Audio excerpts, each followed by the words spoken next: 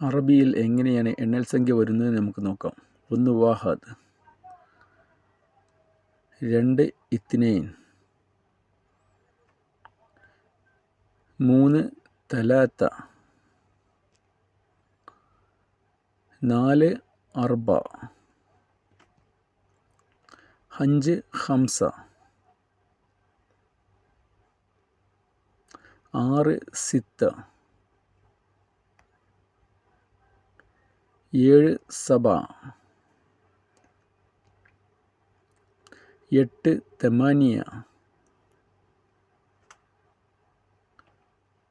9 തിസ,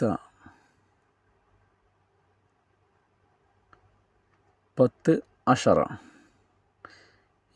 part 1-ൽ നമ്മൾ ക്രമീകരിച്ചിട്ടുള്ളത് 1 മുതൽ 10 വരെയുള്ള അറബിക് എണ്ണൽ സംഖ്യയുടെ അറബിക് ആൻഡ് മലയാളം തർജ്ജമയാണ് ക്രമീകരിച്ചിട്ടുള്ളത്. സെക്കൻഡ് പാർട്ടിൽ 11 മുതൽ 20 വരെയുള്ള എണ്ണൽ സംഖ്യകളുടെ അറബിക് ആൻഡ് മലയാളം തർജ്ജമ ക്രമീകരിക്കുന്നതാണ്.